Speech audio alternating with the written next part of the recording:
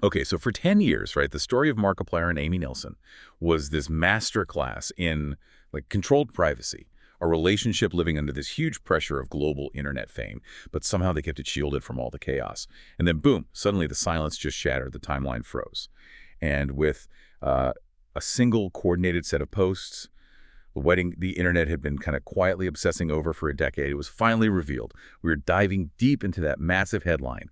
Markiplier Fishbach and Amy Nelson got married, confirmed by these stunning reveals on October 7th and 8th, 2025. Welcome to the deep dive. And yeah, our mission today isn't just to, celebrate the news, but to really unpack it. Because this announcement, it was way more than just a personal thing. It felt like a very carefully engineered declaration, signaling like the official formation of this unified creative power couple, totally ready for their next big career move. Right. And the strategic part really starts with the calendar. We talk about controlling the narrative. But the genius here, I think, is the timing. Because the biggest surprise wasn't really the wedding itself, but that almost 3-week gap between the actual vows and the big viral reveal. That's the key right there. Our sources are confirming the actual private ceremony. It took place back on September 20th, 2025. But the announcement was deliberately held back until October. I mean, in an age where people live stream their breakfast, that gap nearly 3 whole weeks. That was a pretty bold act of strategic privacy. So why? Why the delay? Was it just for personal peace, wanting that moment to themselves? Or was there maybe a calculated professional reason too, like maximizing the suspense? I think it was both, and that's why it's so clever. They definitely ensured they could experience the intimacy of it all, without the immediate, overwhelming global reaction.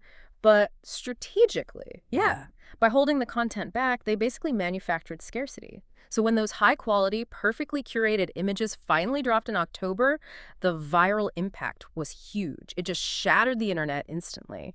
And it made sure they controlled the specific story, the specific look, and the exact words used to frame their marriage. Oh, that maximum impact was definitely Yeah. achieved. You could feel it. And the language they used really cemented the tone, didn't it? Yeah. Mark's caption, mixing humor and that long-term commitment. 10 years and counting. Going to go for the world record or die trying, kind of classic Mark. Exactly. While AIM sort of anchored it with real sincerity, giving everyone that emotional core they were looking for, the whole point is never clearer than when I'm with you. It's just a really effective blend. His signature ambition and her very grounding warmth.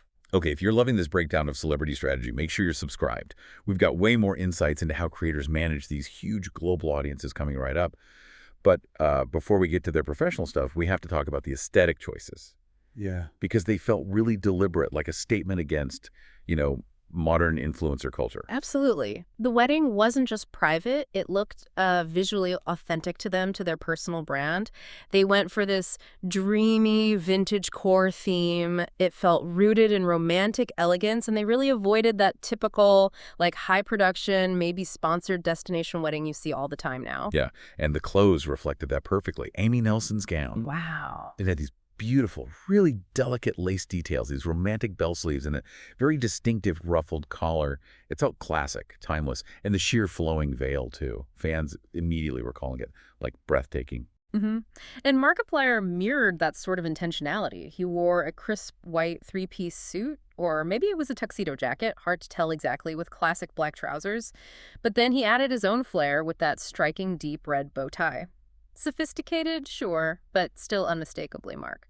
And the setting really sealed the deal on authenticity.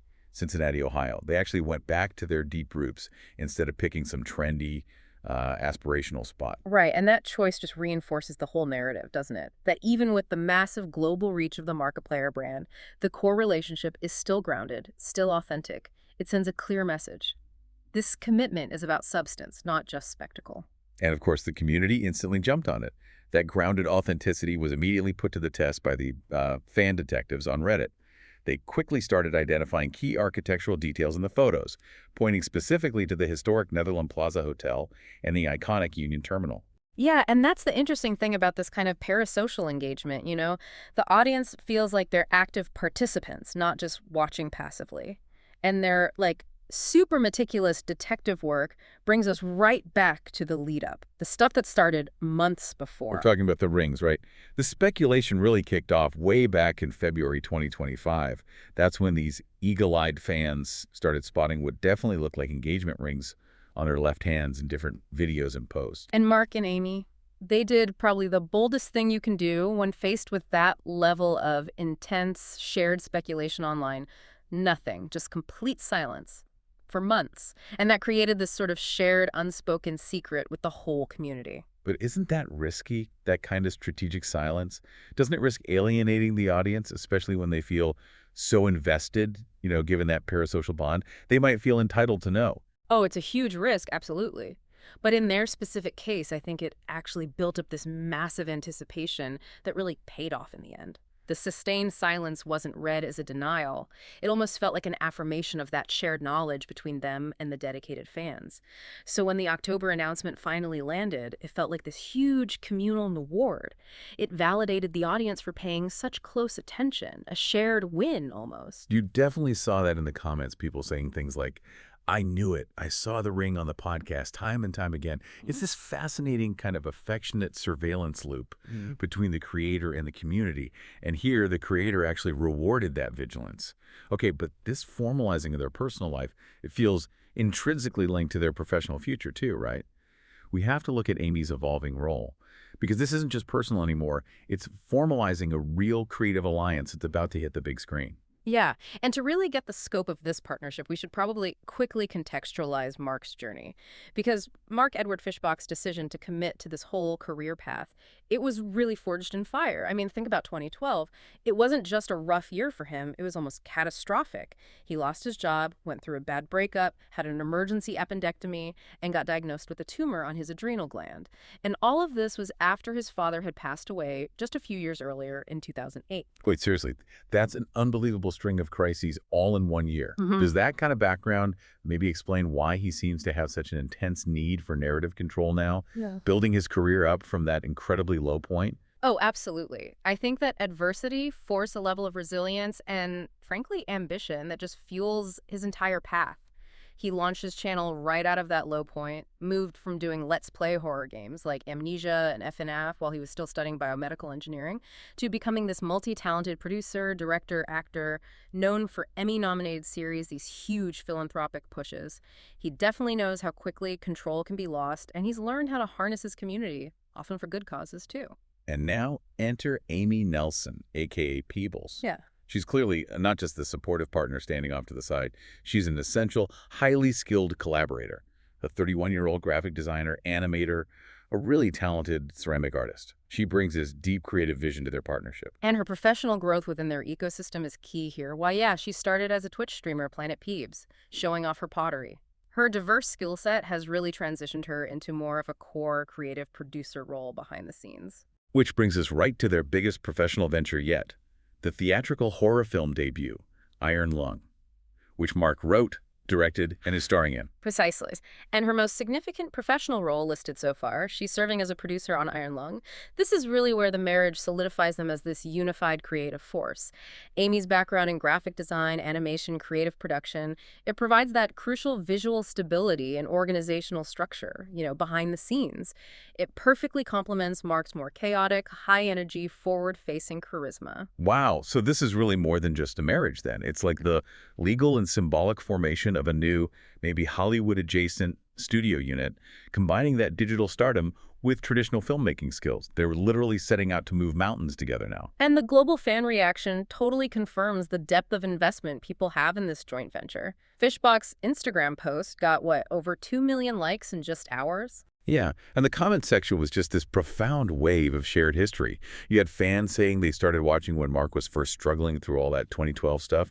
They felt like they had literally grown up alongside Mark. It was clearly an emotional milestone for the entire community, not just the couple.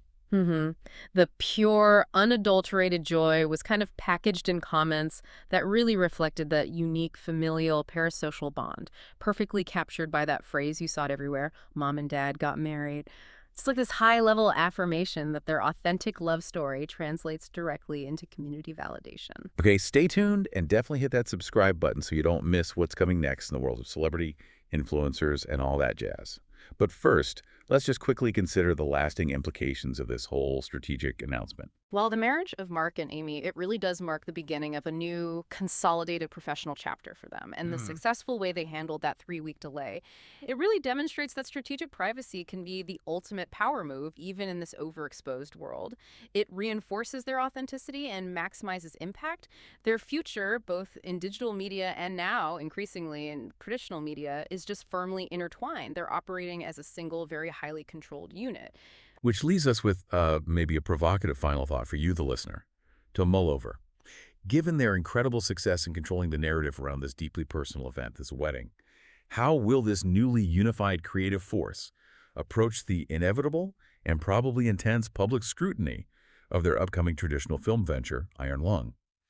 Will their established patterns, strategic silence, curated reveals, will those successfully translate to the very traditional, very competitive world of Hollywood filmmaking? Something to think about. You've been listening to Starscope Report, where Jordan and Jamie uncover the stories shaping Hollywood, music, and pop culture. Thanks for tuning in, and don't forget to subscribe for more stories that keep the stars shining.